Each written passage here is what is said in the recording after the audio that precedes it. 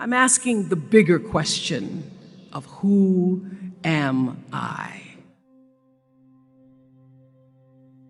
Who am I really?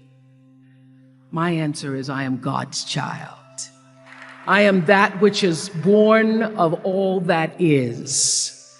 I am, as Pierre de Chardin said, a spiritual being having a human experience, come trailing the breath of the ancestors yet, but trailing the breath of the angels. And understanding that because I am connected to the source of all that is possible for me. And what do I want? I don't want to just be successful in the world. I don't want to just make a mark or have a legacy. The answer to that question for me is I want to fulfill the highest, truest expression of myself as a human being. I want to fulfill the promise that the Creator dreamed when He dreamed the cells that made up me. What do I want? You must have some kind of vision for your life. Even if you don't know the plan, you have to have a direction in which you choose to go. I never was the kind of woman who liked to get in a car and just go for a ride. You want to be in the driver's seat of your own life, because if you're not, life will drive you. Knowing who you really are in this space and time that we embody. That's number one. What do you want? Who are you? Number two, you must find a way to serve.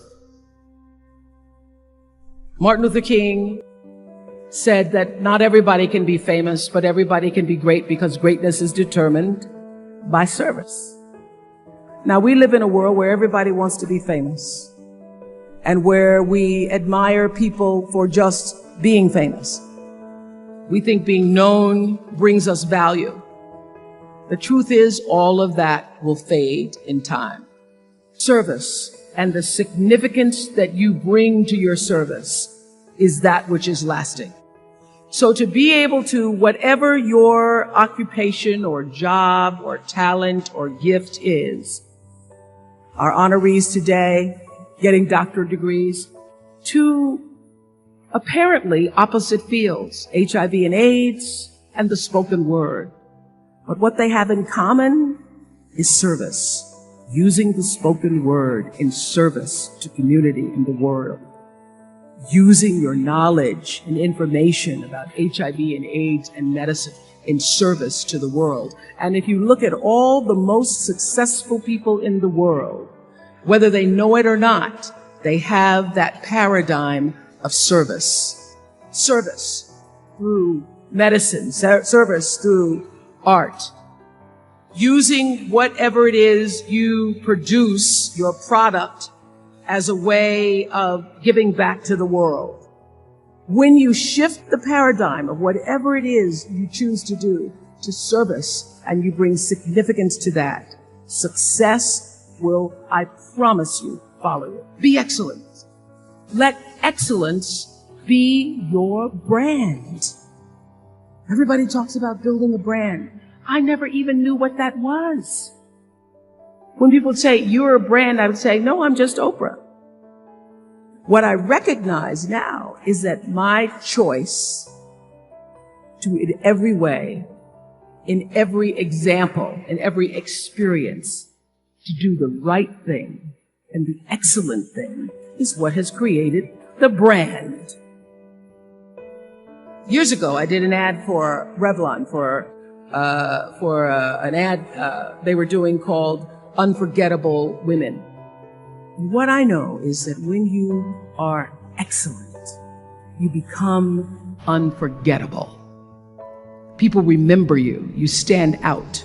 Regardless of what it is, you become an unforgettable woman. And that is what we all want. We want to be unforgettable and not forgettable.